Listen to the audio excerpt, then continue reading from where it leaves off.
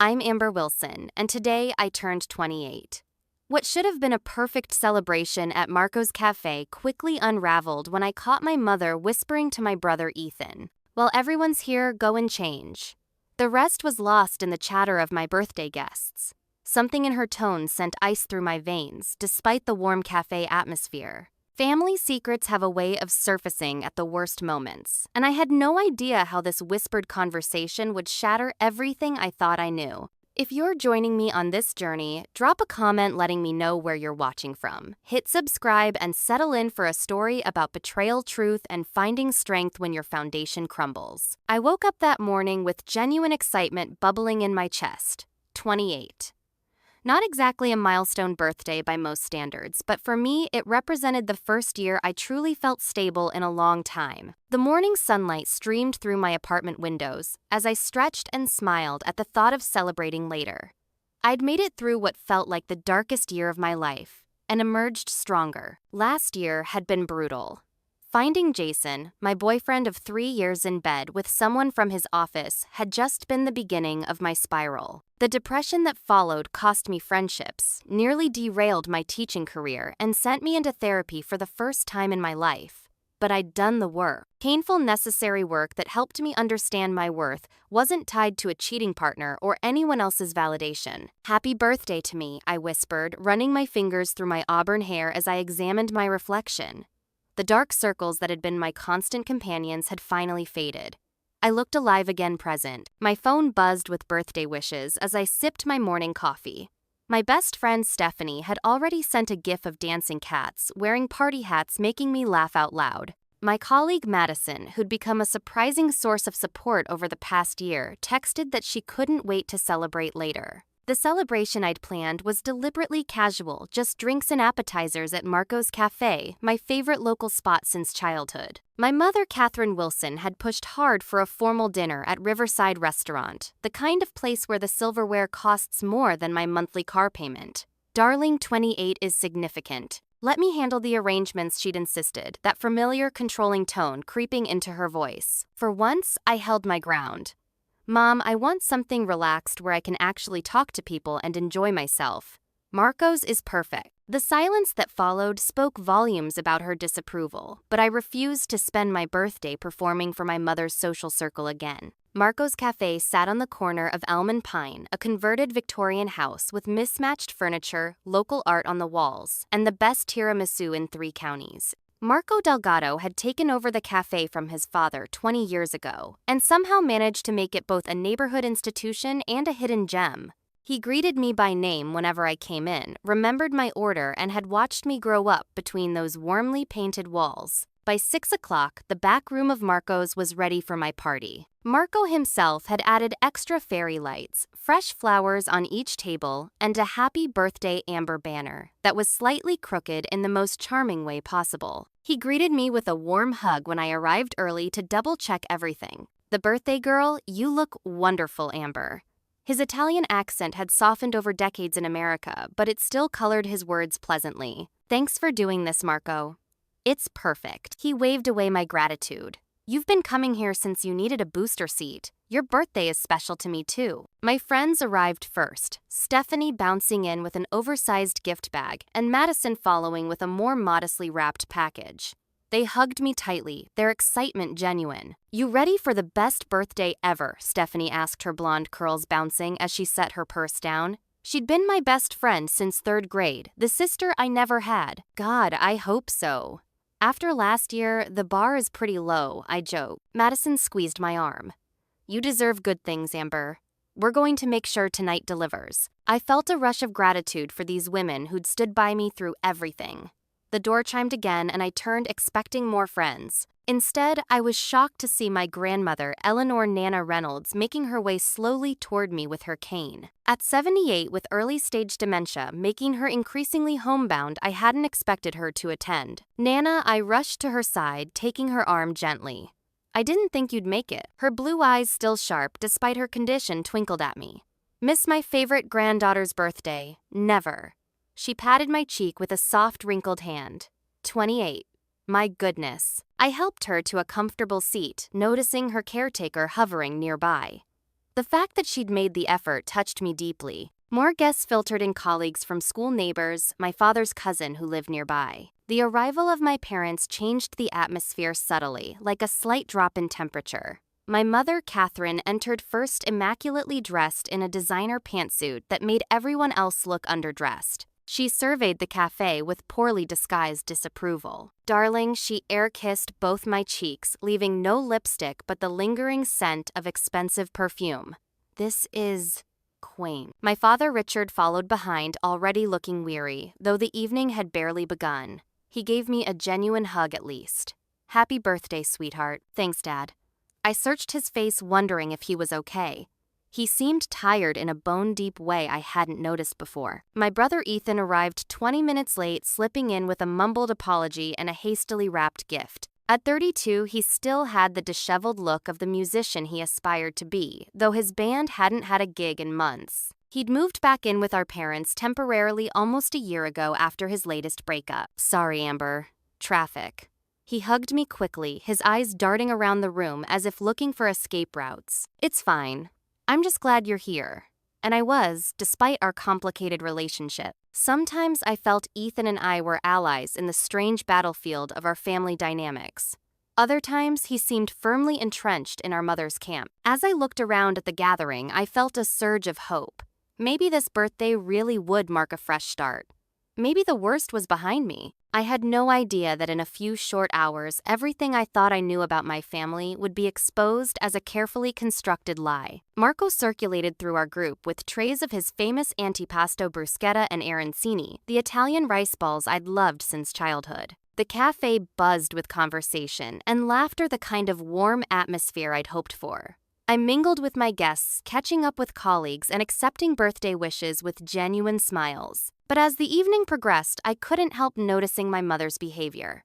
Catherine Wilson had perfected the society smile. Decades ago, lips curved appropriately, teeth showing just enough, never reaching her eyes. She wore it now like armor as she chatted with my friends while continuously checking her phone under the table. My father seemed equally off, though, in a different way.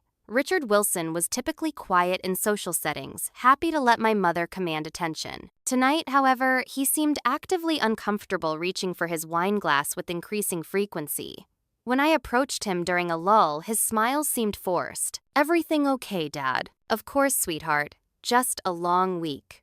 He patted my hand absently, his eyes drifting toward my mother across the room. I thought back to our family dinner the previous Sunday, a monthly obligation I usually dreaded. My mother had made a cryptic comment about big changes coming soon, while exchanging a significant glance with my father. When I'd asked what she meant, she'd waved away the question with "Nothing for you to worry about, darling." Now, watching my brother Ethan avoid conversations about his music and career prospects, I wondered if the changes involved him. Perhaps they were finally cutting him off financially. It would explain his nervous energy tonight, the way he kept checking his watch and glancing toward the door. My contemplation was interrupted by a familiar voice that sent an immediate wave of tension through my body. Happy birthday, Amber. Jason, my ex. The last person I expected or wanted at my birthday celebration. He stood there with a small gift bag and the charming smile that once made my heart race but now just made me nauseous. What are you doing here? I kept my voice low to avoid creating a scene. Stephanie mentioned the party. I wanted to wish you well. His tone was casual, as if our history was uncomplicated.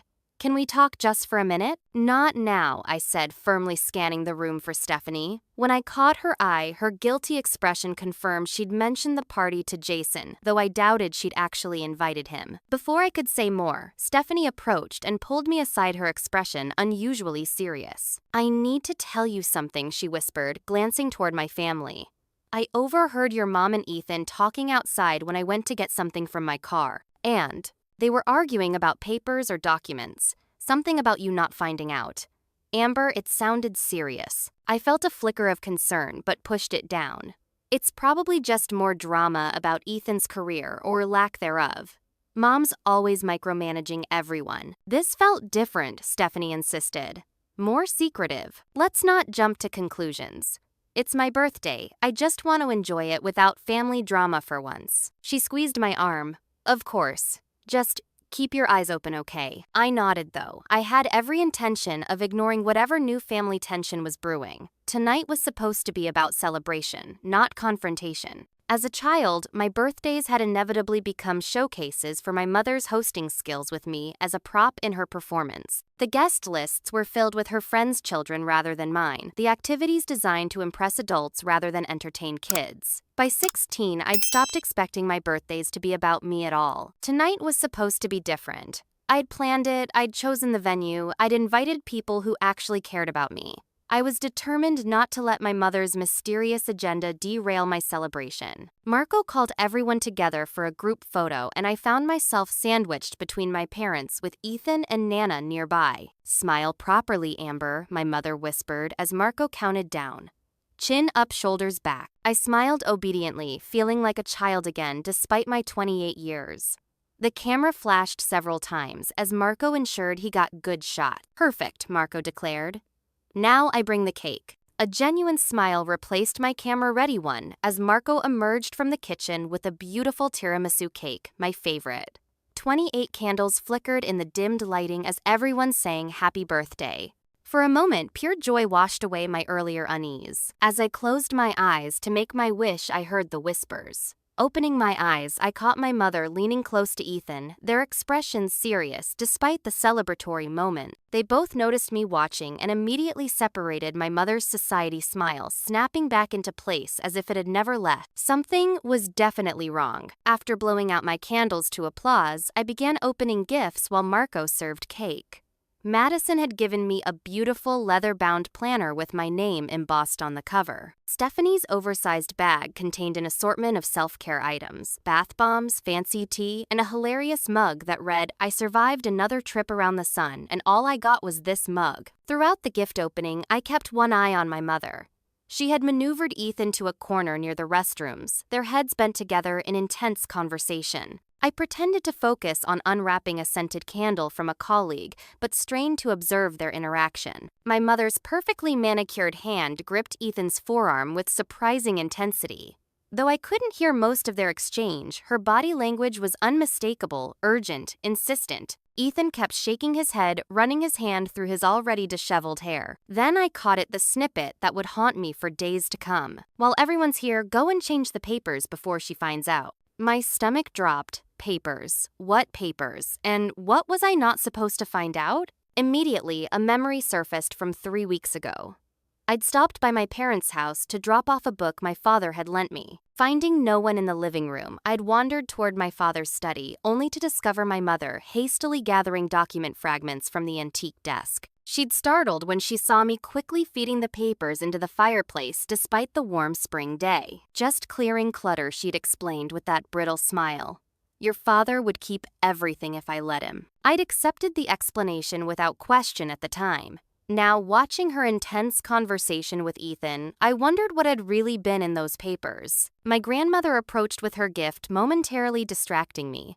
The package was wrapped in old-fashioned floral paper tied with a simple ribbon. "For you, my dear Nana," said her voice wavering slightly. Inside was a leather-bound family photo album I'd never seen before. Some of the photos dated back generations with handwritten notes identifying ancestors I'd only heard mentioned in family stories. Tucked into the front cover was a note card in my grandmother's shaky handwriting. "Remember who you are, Amber. Our true legacy is in our hearts, not our possessions." I looked up confused by the cryptic message to find my grandmother watching me with unusual intensity, as if trying to communicate something beyond her written words. Even more surprising was my mother's reaction when she returned to the table and saw the album in my hands. Her face drained of color before she quickly composed herself. "Mother, you shouldn't have brought that old thing. It's falling apart." She reached for the album, but I instinctively pulled it away. "I love it, Nana. Thank you." I hugged my grandmother, feeling her frail frame against mine. "There's much you should know," Nana whispered, her voice suddenly clear. Before she could continue, my mother interrupted. "Richard, your mother seems tired. Perhaps you should take her home soon." Before I could protest, Ethan abruptly announced he'd forgotten something in his car and needed to step out. The hasty exit after his whispered conversation with our mother set alarm bells ringing in my mind. Madison approached, concern evident in her expression. Everything okay? You look upset. I'm fine, I lied, forcing a smile. Just a bit overwhelmed with all the attention. Madison wasn't fooled. We'd become close over countless lunch breaks discussing difficult students and sharing teaching strategies. You know, you can talk to me right about anything. I nodded, grateful for her support, but unwilling to voice my suspicions without more information. What if I was overreacting? What if the papers were something innocuous, like plans for a surprise vacation? My mother had always had a flair for the dramatic, yet the sick feeling in my stomach persisted, a visceral response to the tension crackling beneath the celebratory veneer. As I returned to mingling with my guests, Jason approached again, his expression unusually serious. Amber, I know you probably hate me right now, but there's something you should know. Not now, Jason. I'm not interested in whatever game you're playing. It's not a game. It's about your brother. I saw him at the county records office last week. He was with your mom. Before I could demand more information, my mother reappeared, inserting herself between us with practiced ease. Jason, what a surprise to see you here. Amber didn't mention you were coming. Her tone was pleasant, but her eyes were cold. I was just leaving, Jason replied, giving me a meaningful look before heading toward the door. My mother immediately launched into an animated story about running into an old friend, effectively preventing me from following Jason. As I half listened to her, I noticed her frequent glances toward the door, clearly waiting for Ethan's return. The party atmosphere had shifted, or perhaps it was just my perception of it. The laughter seemed hollow, the conversations superficial.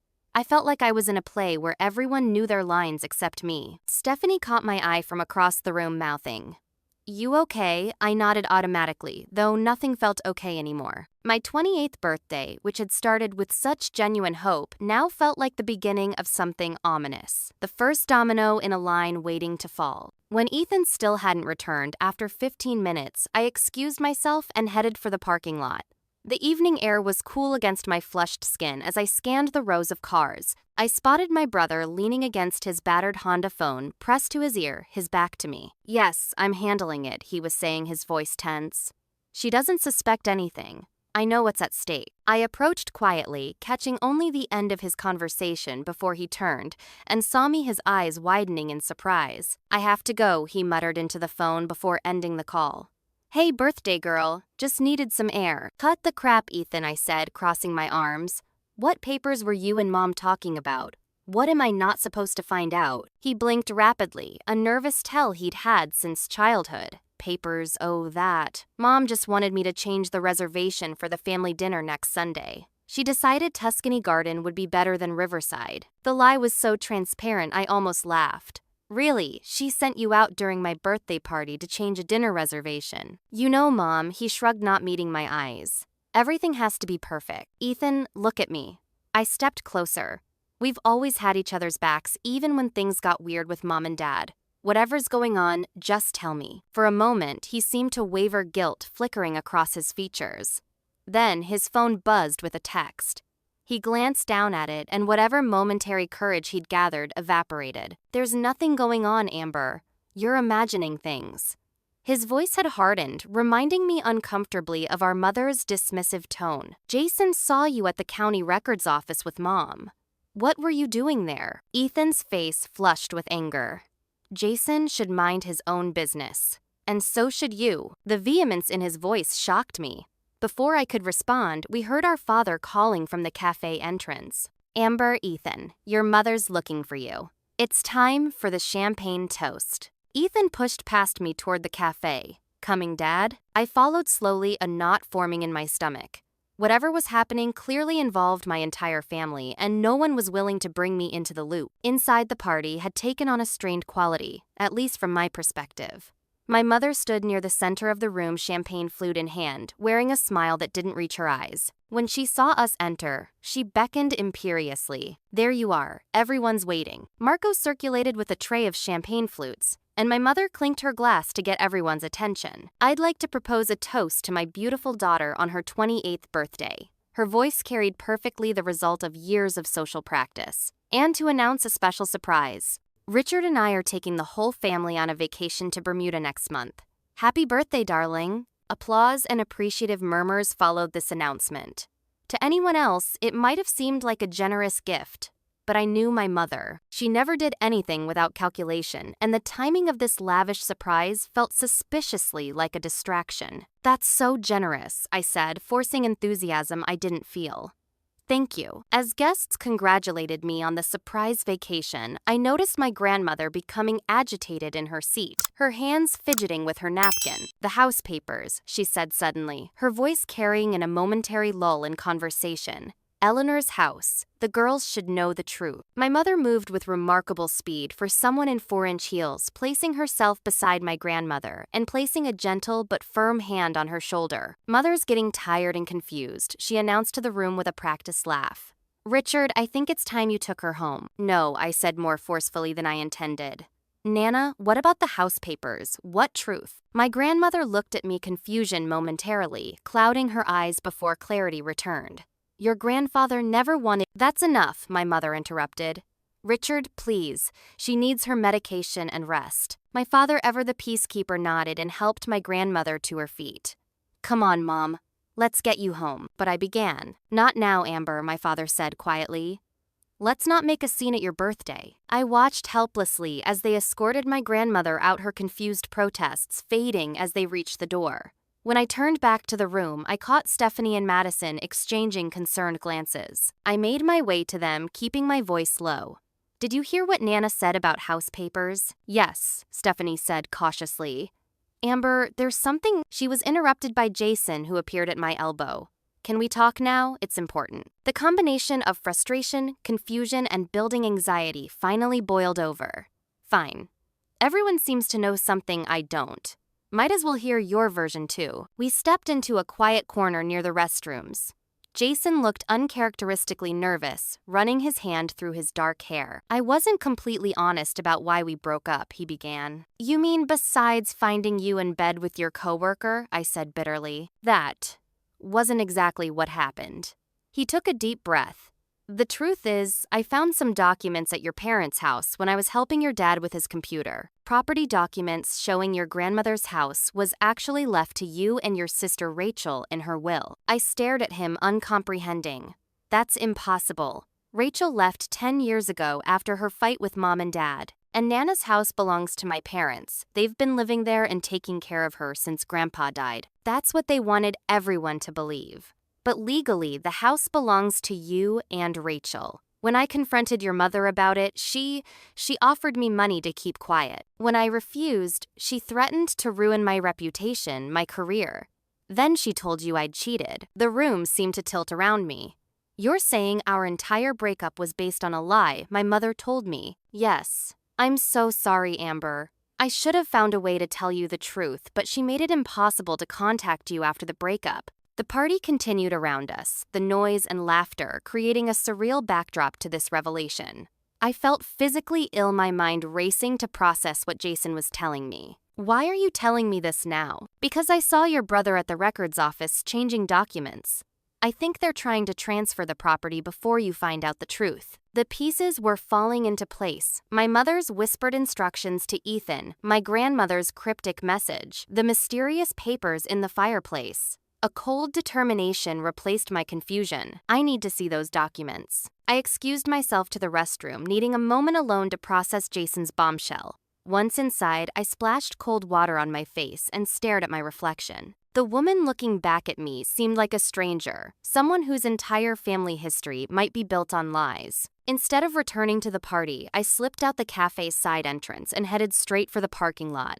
My hands trembled as I approached Ethan's car. It was unlocked. My brother had always been careless that way. The interior light illuminated the cluttered back seat as I opened the door, revealing fast food wrappers, empty coffee cups, and a manila folder partially hidden beneath a jacket. My heart pounded as I reached for the folder.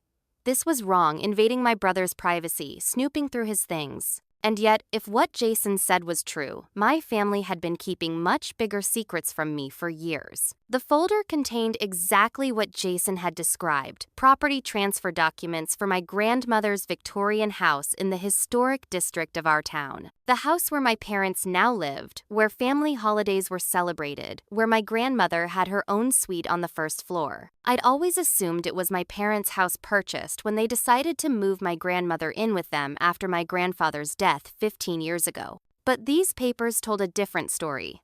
The house had been left to my beloved granddaughters Amber and Rachel Wilson to share equally according to my grandfather's will. There were trust documents, legal correspondence, property tax records spanning years, all suggesting my parents had been managing the property on our behalf, not as the rightful owners. And there, at the bottom of the stack, were new documents dated just last week. A deed transfer changing ownership to Catherine and Richard Wilson with a note about amended family trust provisions. "What are you doing?" I jumped at my mother's voice, nearly dropping the papers. She stood by the car door, her face a mask of cold fury. Finding out the truth, I replied, my voice shaking, despite my effort to stay calm. "These are property records for Nana's house. Grandpa left it to Rachel and me, didn't he? Not to you and Dad. Give me those papers. They're private family matters that don't concern you." The absurdity of her statement might have made me laugh if I wasn't so angry. Don't concern me. It's my house, Mother. Mine and Rachel's. You've been lying to us for years. You don't understand the complexities of your grandfather's estate, she said dismissively. Your father and I have been managing everything properly by secretly transferring the property to yourselves. How is that managing properly? She reached for the folder. You're making a scene over nothing. We've been taking care of your grandmother all these years. The house is rightfully ours. I clutched the documents to my chest, stepping back. No. According to these papers, it's not. Ethan appeared behind our mother, his face pale. What's going on? Your sister is going through your car, stealing private family documents, our mother said coldly. They're not private if they concern my inheritance, I countered. Ethan, did you know about this? Have you been helping them steal my property? The guilt on his face was answer enough. Mom asked me to help with some paperwork, he mumbled. Said it was just simplifying things. Simplifying things by forging documents. That's fraud, Ethan. Don't be melodramatic, Amber, my mother snapped. No one is committing fraud. We're simply correcting an oversight in your grandfather's estate planning. An oversight, I was nearly shouting now. He deliberately left his house to Rachel and me not to you. Marco appeared in the parking lot, concern written across his kind face.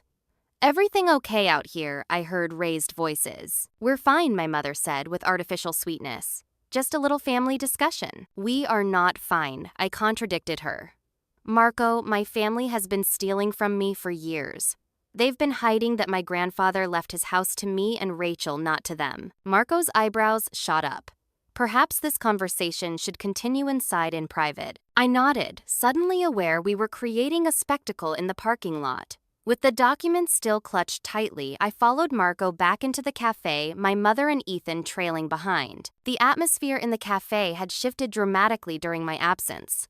Most of the guests looked uncomfortable, clearly aware something was wrong. Stephanie stood near the door, her expression one of grim determination. When she saw me, she stepped forward. Your grandmother is back, she said quietly. Your father dropped her off and left. Left. Where did he go? He said he had urgent business to attend to. Of course he did. My father had always excelled at avoiding conflict. My grandmother sat in a corner, Booth, her caretaker, beside her. She looked agitated, but clear-eyed as I approached with the documents. Nana, I said gently, I found these papers about the house. Did you know Grandpa left it to Rachel and me? She nodded slowly. William wanted his granddaughters to have security. The house was his gift to you girls. She glanced at my mother, who had followed me to the booth. Catherine was furious. Said William had betrayed her after all she'd done. You are too confused to understand the legal arrangements, my mother interjected. Dad and I have been managing everything properly. By hiding the truth for 15 years, I demanded. By making us believe the house was yours, by trying to secretly transfer it to yourselves now. My mother's society mask finally slipped completely, revealing the cold, calculating woman beneath. We deserved that house. We've been taking care of Mother for years, while you've been building your little teaching career, and Rachel ran off to God knows where. The cafe had gone silent, every eye on our family drama unfolding. I should have been embarrassed, but I was too angry to care. Taking care of Nana doesn't entitle you to steal our inheritance. Where's the money, Mother? The house is worth at least $1 million in today's market. If you've been managing it for us, where's our money? The silence that followed was damning. Stephanie stepped forward, placing a supportive hand on my shoulder. Amber, there's something else you should know. She hesitated, then continued. I've been in contact with Rachel for the past year. I stared at her in shock. Rachel, my older sister, had left home after a huge fight with our parents a decade ago. She'd cut off contact with all of us, and attempts to reach her had been unsuccessful. Or so I'd been told. You what? She reached out to me on Facebook asking about you. She was worried but didn't know how to contact you directly after so long. We've been talking. She suspected something was wrong with the family finances but couldn't prove it. My mother's face had gone dangerously pale. This is absurd. Stephanie has no right to interfere in family matters. Rachel asked me not to tell you until she had proof, Stephanie continued, ignoring my mother. When I overheard your mom and Ethan arguing about papers today, I texted Rachel immediately. The implications were staggering. Not only had my parents hidden our inheritance, but they'd also potentially been lying about Rachel all these years. Had they actively kept us apart? Where is Rachel now? I asked, my voice barely above a whisper. She's been living in Portland. She's a graphic designer. Stephanie squeezed my shoulder. She wants to see you, Amber. She's been trying to find a way back into your life without causing exactly this kind of scene. Marco approached with a tray of water glasses, providing a brief respite from the tension. Perhaps everyone should sit down, he suggested gently. Family matters are important, but difficult. My grandmother reached for my hand. I tried to tell you, dear, many times. But my memory. She gestured vaguely at her head. Some days I remember everything clearly. Other days it slips away like smoke. And they took advantage of that, I realized aloud, looking accusingly at my mother.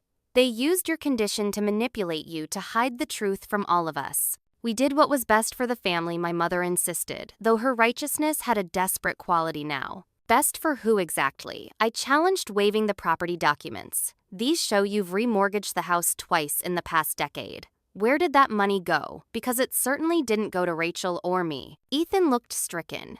Mom, you said those were just standard refinancing papers. Be quiet, Ethan, she snapped. You don't understand these matters. Madison, who had been quietly observing until now, moved to stand beside Stephanie, forming a protective barrier between me and my mother. Jason hovered nearby, his expression grim. Does Dad know what you've been doing? I asked. My mother's silence was answer enough. Oh my God. The betrayal cut even deeper. He knows. He's been part of this all along. Your father does what needs to be done, she said finally. He understands family loyalty. Loyalty, I nearly choked on the word. Is that what you call stealing from your children? Lying to them for decades? Keeping sisters apart? The documents in my hand suddenly felt heavier weighted, with years of deception. I thought back to all the times my parents had discouraged me from pursuing Rachel, claiming she wanted no contact, that she'd rejected the family completely. Had that been another lie to prevent us from discovering the truth together? My entire understanding of my family was crumbling, replaced by a horrifying new reality. The people I'd trusted most had betrayed me in the most fundamental way possible, and they'd have continued the deception if I hadn't caught that whispered conversation at my birthday party. I think you should leave, I said to my mother, surprising myself with the steadiness of my voice. Don't be ridiculous. This is your birthday, which you've thoroughly ruined with your lies. Please leave, Mother. We'll discuss this when I'm not likely to say things I might regret. For a moment, I thought she might refuse. Then, gathering her designer purse and coat with rigid dignity, she turned to Ethan. Are you coming? My brother looked torn, glancing between us. For once, he didn't immediately follow our mother's directive. I think I'll stay. Amber and I need to talk. The flash of fury on my mother's face was quickly masked. Fine, make your choice. With that parting shot, she swept out of the cafe, leaving a wake of uncomfortable silence behind her. My birthday party was effectively over, though a few loyal friends remained. As I sank into a chair, the full weight of the evening crashed over me.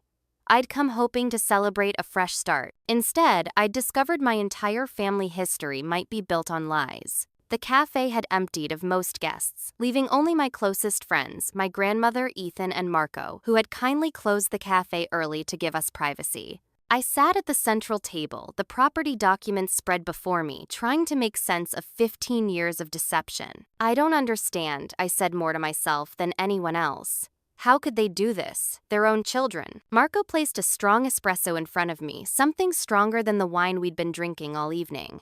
Family is complicated, Amber. Sometimes people convince themselves they're doing wrong things for right reasons. My grandmother sat across from me, her eyes clearer than I'd seen in months. Catherine always resented that William left the house to you girls. She expected it as her birthright, even though it came through my family, not hers. But to hide it completely, to actively work against us, I turned to Ethan, who sat hunched in his chair looking miserable. How long have you known? He wouldn't meet my eyes. I didn't know all of it.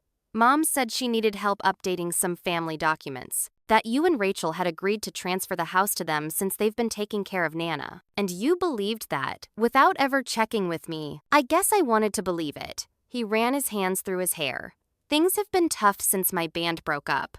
I've been living with them, depending on them financially. It was easier not to question. While they used my inheritance to support you, the bitterness in my voice surprised even me. I didn't know Amber, I swear. Stephanie, who had been examining the documents, looked up with a frown. According to these mortgage papers, they borrowed nearly $800,000 against the property in the last decade. What happened to all that money? I think I know, said Jason quietly from the corner where he'd been standing. Your mother's interior design business has been failing for years. She's been using the house as collateral to keep it afloat. How do you know that I demanded? I saw the business filings when I was helping your dad with their taxes last year. He was worried about bankruptcy. Another betrayal. My father had known their business was failing, had participated in remortgaging a house that wasn't even theirs to save my mother's pride, and all while maintaining the fiction of financial stability. So they stole our inheritance to prop up a failing business without ever telling us. The magnitude of the deception was staggering. My grandmother reached across the table to pat my hand. William would be heartbroken. He loved you girls so much. Wanted to make sure you'd always have a home no matter what. Wait, Madison interrupted, reviewing another document. This says they're planning to sell the house next month. There's already a buyer lined up. I felt physically ill. They were going to sell our house without telling us where would Nana live. There's a note about suitable senior accommodations being arranged, Madison said grimly. My grandmother looked genuinely shocked. They told me I'd always have a home with them, Catherine promised. Her voice trailed off confusion, clouding her features again. Rage boiled inside me, not just for myself, but for my grandmother who'd been manipulated, and for Rachel who'd been cast out and vilified, perhaps because she'd discovered or suspected the truth years ago. I need to talk to Rachel, I said, turning to Stephanie. Can you contact her? Already did, Stephanie admitted, showing me her phone. She's driving down from Portland tonight. Should be here by morning. The knowledge that I would see my sister after 10 years brought a complex wave of emotions. Hope, anxiety, regret for all the lost time. She knows everything. She's suspected for years, but couldn't prove anything. She hired a lawyer last year to start investigating. That's why your parents are suddenly trying to transfer and sell the property they know she's closing in. Ethan looked stunned. Rachel hired a lawyer against our parents. Your parents stole $1 million property from their daughters, Madison pointed out sharply. What would you have her do? While this conversation unfolded, Marco had been quietly making phone calls. Now he approached our table. My cousin Dominic is a real estate attorney. He'll meet with you tomorrow morning. Thank you, Marco, for everything. He smiled warmly. Your grandfather was one of my father's best friends. He would want me to help. Another piece clicked into place. Had Marco known or suspected something all along? Had he witnessed the family dynamics over years of celebrations held in his cafe? Jason cleared his throat. Amber, there's something else you should know. The evening had already delivered so many shocks that I wasn't sure I could handle another. What now? The reason your mother told you I cheated, it wasn't random. She caught me looking at those property documents in your father's study. When I confronted her, she threatened to destroy my reputation, my business relationships. When that didn't work, she told you I'd been unfaithful. I stared at him, pieces of our breakup rearranging in my mind.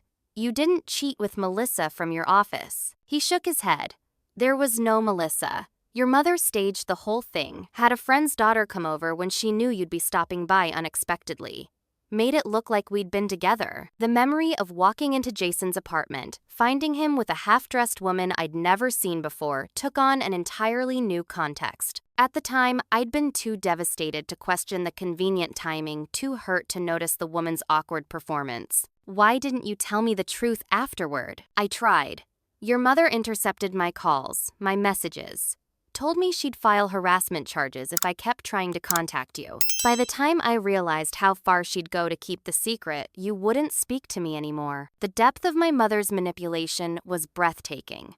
She hadn't just stolen my inheritance, she'd deliberately destroyed my relationship to maintain the deception. All this time, I whispered all these years of therapy thinking I had trust issues because I was cheated on. And it was a lie. Stephanie squeezed my shoulder. Your mother has a lot to answer for. As if on cue, the cafe door opened, and my father stood there looking haggard and older than his 60 years. Amber, he began taking a hesitant step inside. Don't, I warned, holding up a hand. Unless you're here to tell the truth, all of it just don't. He sighed heavily, dropping into an empty chair.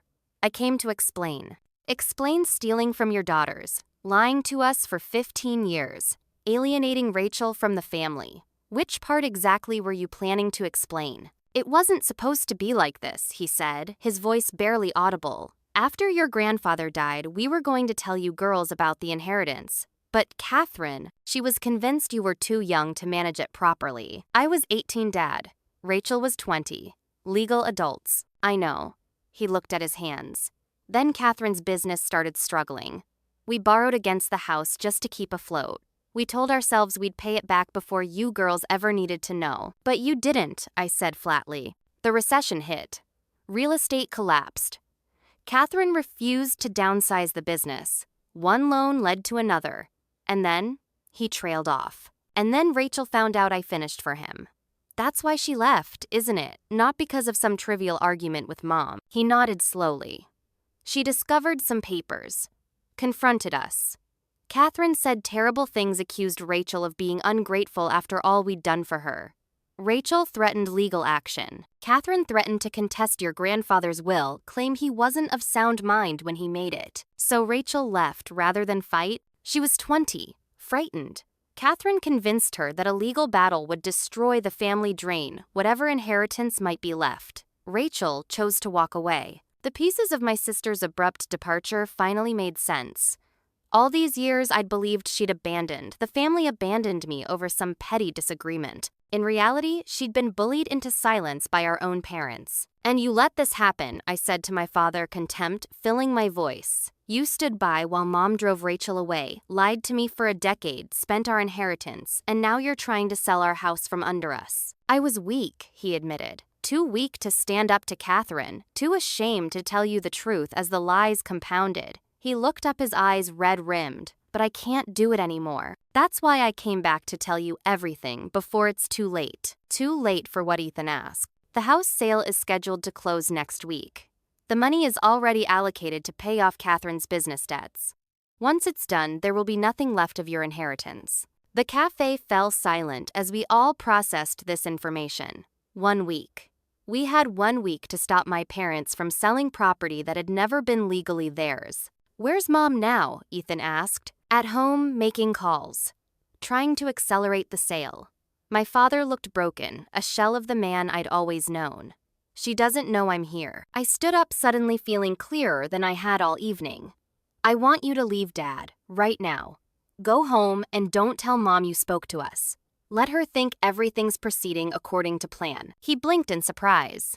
What are you going to do? Stop you, both of you, with every legal means available. I gathered the property documents, my voice steady. The house belongs to Rachel and me. It's time we claimed what's ours. As my father slunk out of the cafe, I turned to my friends, my brother, my grandmother, this improvised family gathered around me in my moment of crisis. I don't know what happens next, I admitted.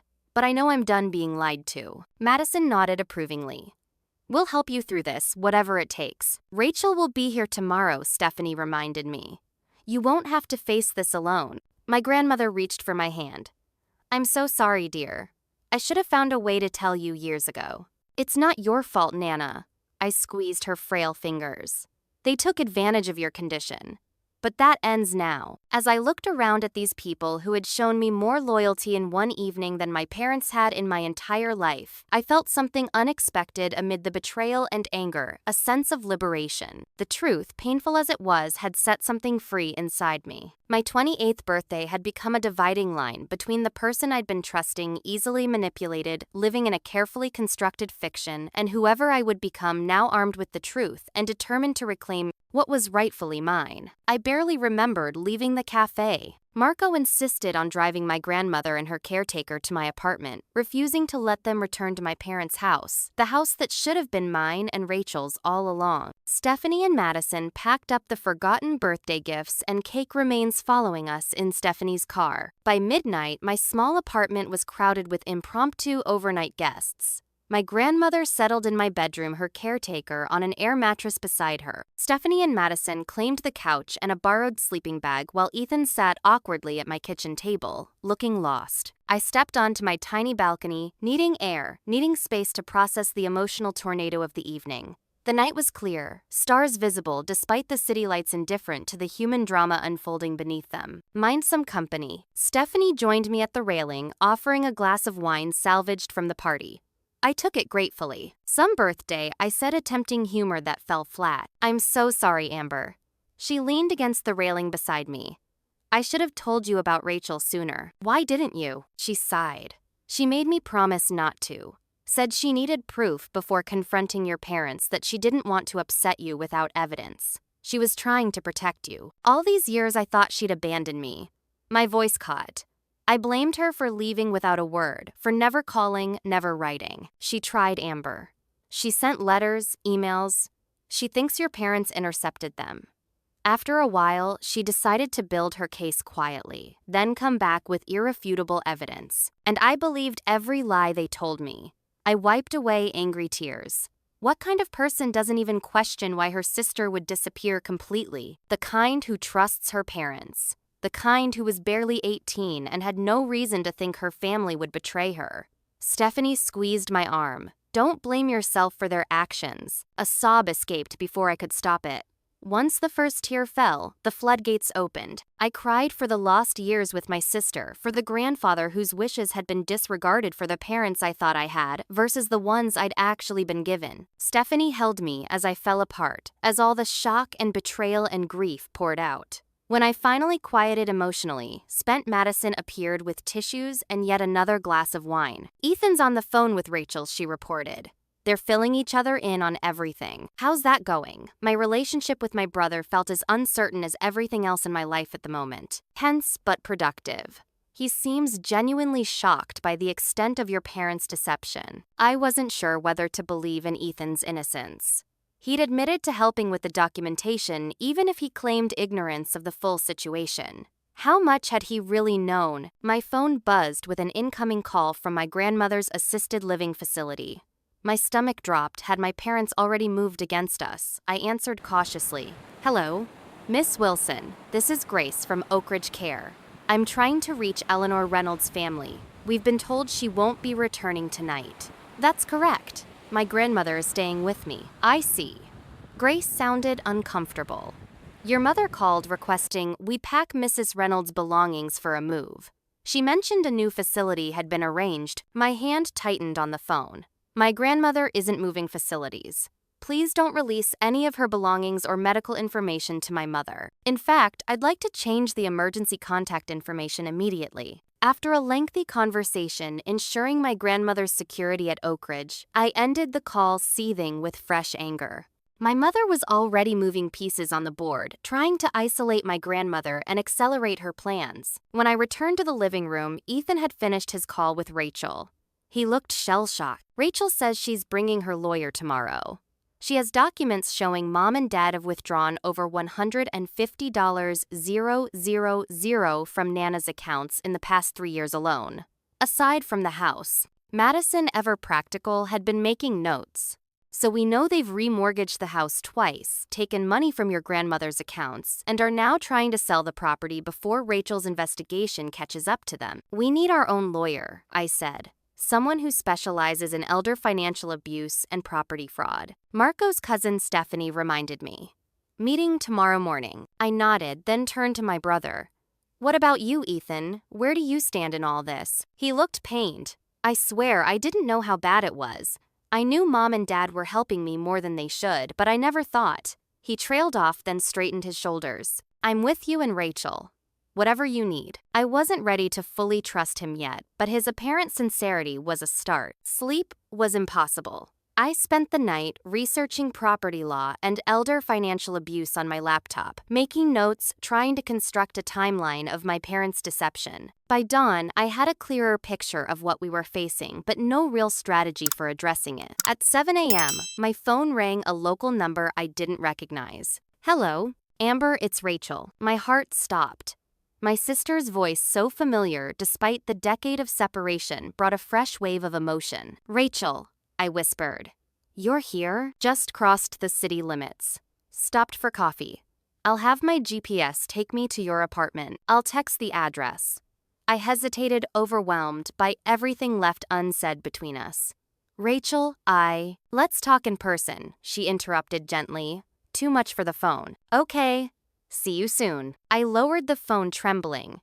My sister was coming home. The next hour passed in a blur of preparation. Madison and Stephanie helped straighten the apartment and prepare breakfast. Ethan showered and changed into borrowed clothes, looking nervously at the door every few minutes. My grandmother woke, appearing more confused than she had the previous night, but calmed when I explained Rachel was coming. When the doorbell finally rang, I froze. Stephanie gave me a gentle push toward the entrance. "Go on. She's waited 10 years for this too." I opened the door to find a woman who was both a stranger and my sister. Rachel had changed her once long hair, now cut in a stylish bob, her fashion more polished, her stance more confident. But her eyes were the same, and they filled with tears when she saw me. "Amber," she breathed. We collided in a fierce hug, 10 years of separation, crumbling in an instant. I sobbed against her shoulder, feeling 16 again, when we'd been inseparable despite our different personalities and interests. "I'm so sorry," she whispered into my hair. "I should have found a way to tell you. I should have fought harder." "You're here now," I managed through tears. "That's what matters." When we finally separated, Rachel looked past me to Ethan, who stood awkwardly in the living room entrance. Her expression hardened slightly. "Hello, brother." "Rachel." He shifted uncomfortably. "You look good." "I am good. No thanks to our parents." She stepped into the apartment, then stopped when she saw our grandmother. "Nana." Eleanor Reynolds brightened immediately. "Rachel, my wandering girl, come home at last." Rachel crossed to embrace our grandmother, her composure finally breaking as she wept openly. "I missed you so much. I'm sorry I stayed away." "You're here now," Nana echoed my words, stroking Rachel's hair. "That's what matters." Once the emotional reunion settled, we gathered around my small kitchen table. Rachel introduced us to Keisha Davis, the attorney who'd accompanied her from Portland, specializing in elder law and property disputes. "Based on the documents you found and what Rachel has gathered over the years, we have a strong case for financial exploitation and property fraud," Keisha explained. "The problem is timing. If your parents complete this sale before we can file an injunction, recovering the money becomes much more complicated." "Could they really sell it without our consent, since we're the legal owners?" I asked. "They've been executing documents in your names for years with power of attorney forms that appear to be forged. They've created a paper trail that makes the sale possible even if fraudulent."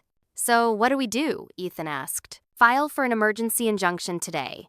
Get the property frozen until ownership can be properly established.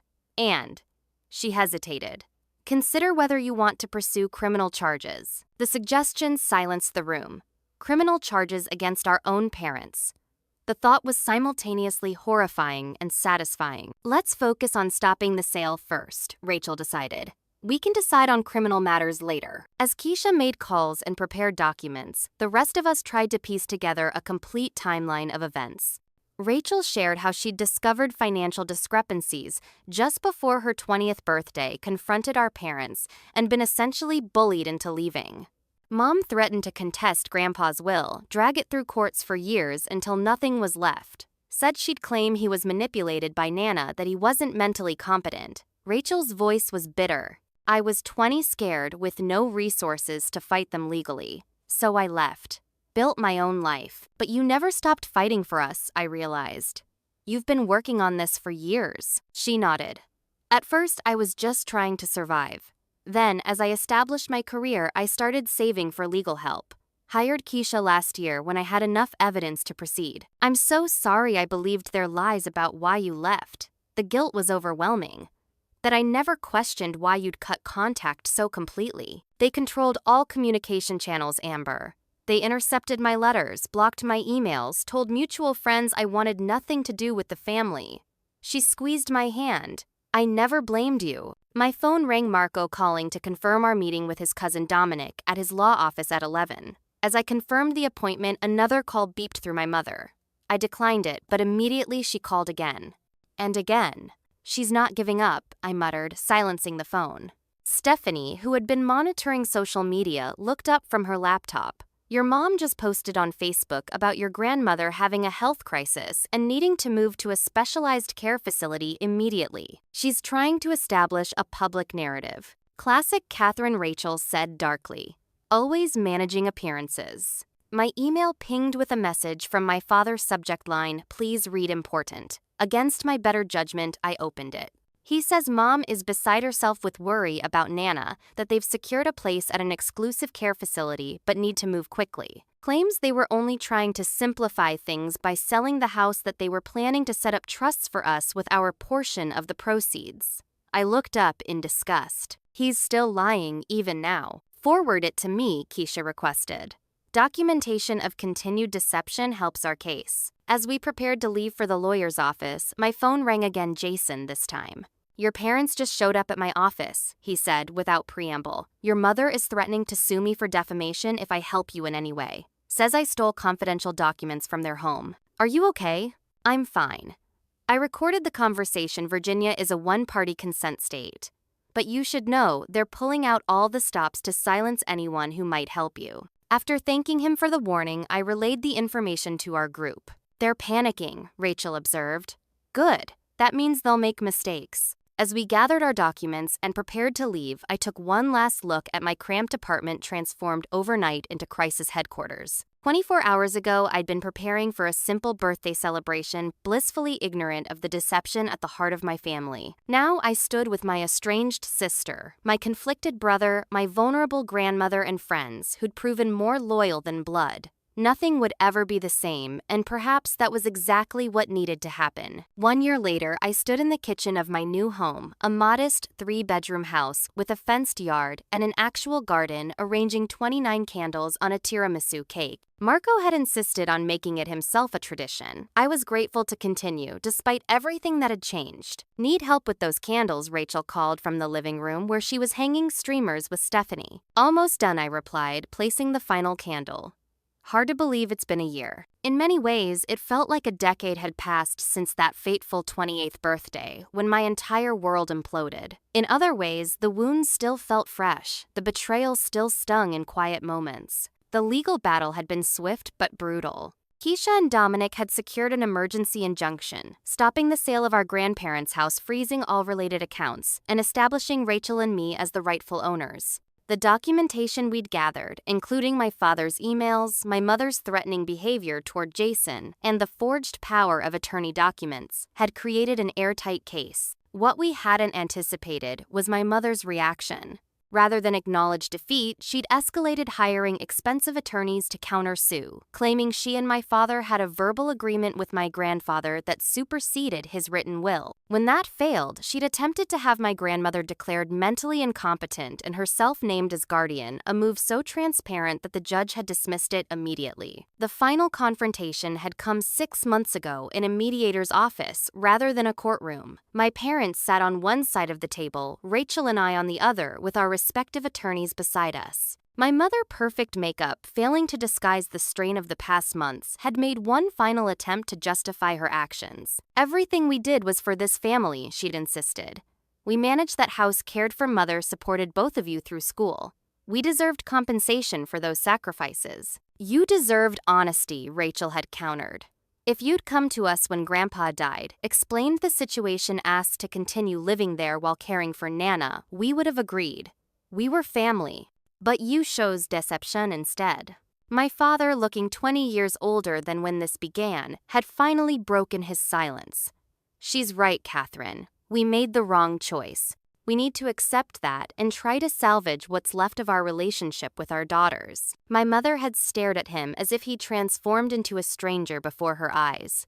Perhaps he had. The months of legal proceedings had forced my father to confront his role in the deception, his weakness in allowing my mother's schemes to destroy our family. He'd begun therapy, tentatively reaching out to Rachel and me with genuine, if awkward, attempts at amends. The mediation had ended with the settlement. My parents would vacate the house, sign all necessary documents, acknowledging our ownership, and make restitution payments for the misappropriated funds from our grandmother's accounts. In exchange, we wouldn't pursue criminal charges for fraud or elder financial abuse. Rachel and I had decided to sell the house. After all, too many painful memories clung to those walls.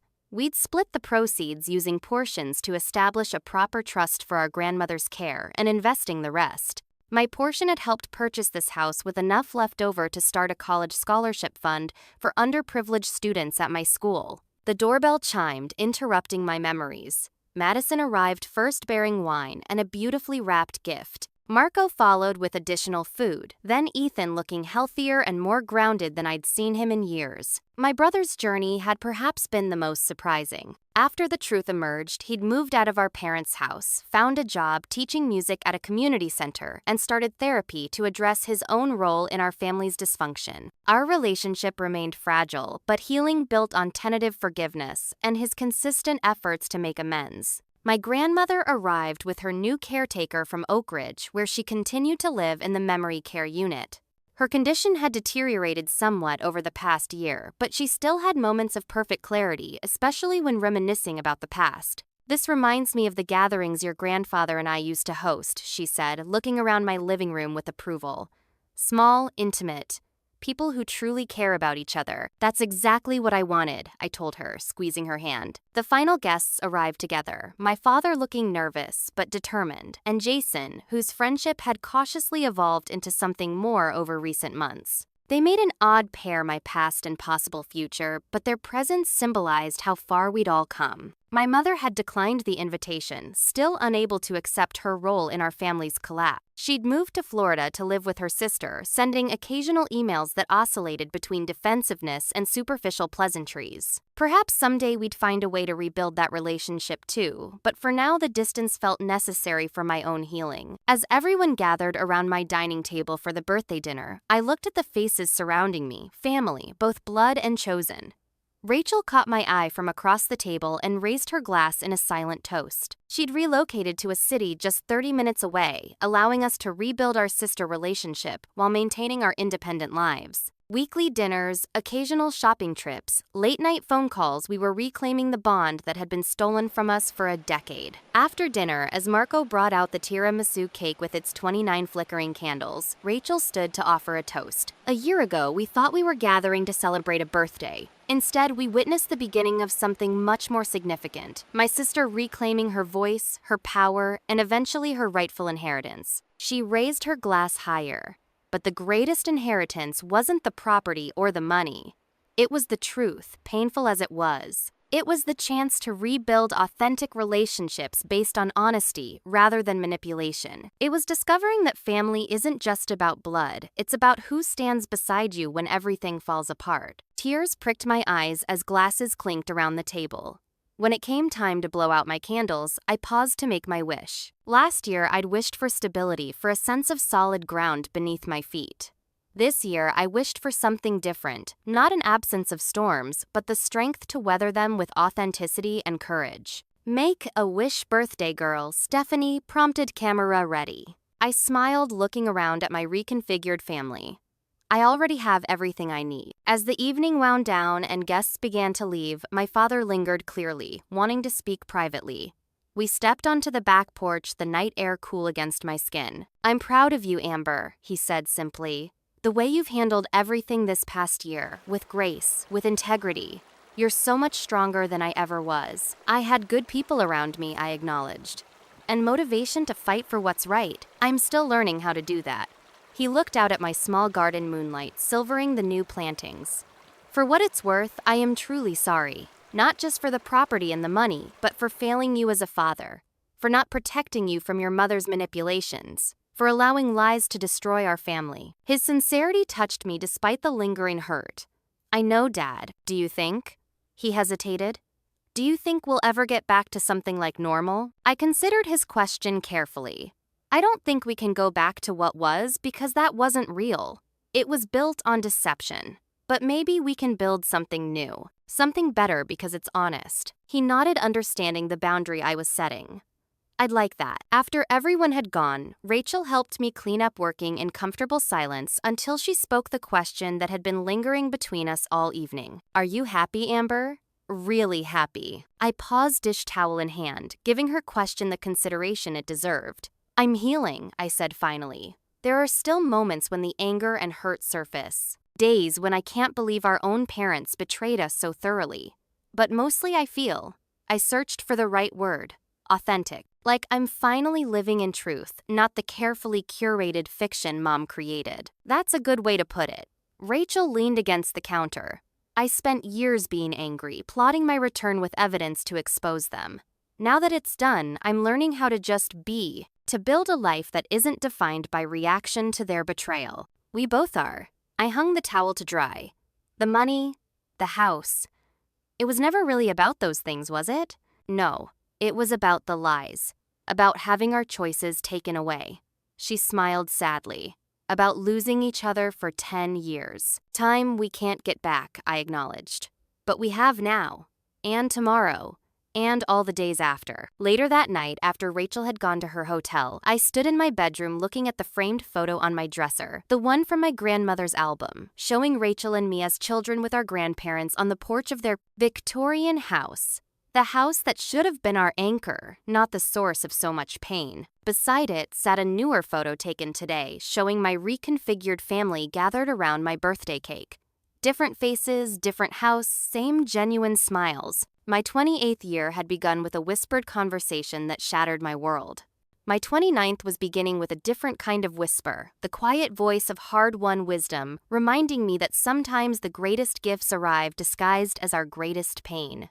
The inheritance my grandfather had intended for Rachel and me had finally been reclaimed, not just the property and the money, but the truth he'd wanted for us, the security he'd tried to provide, the family legacy he'd hoped would sustain us. Though it had come at a terrible price, I was finally ready to embrace that inheritance and build something worthy of his intention. Thank you for joining me on this journey of betrayal and healing.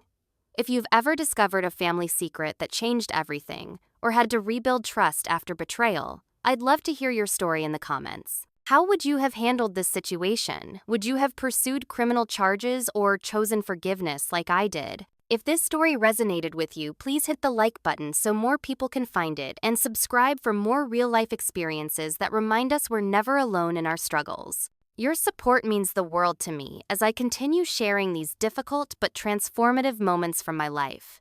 Remember that sometimes our greatest pain becomes our greatest gift, forcing us to rebuild on foundations of truth rather than comfortable lies. Thank you for being part of my healing journey. I'm Amber Wilson, and I'll see you next time with another chapter of my story.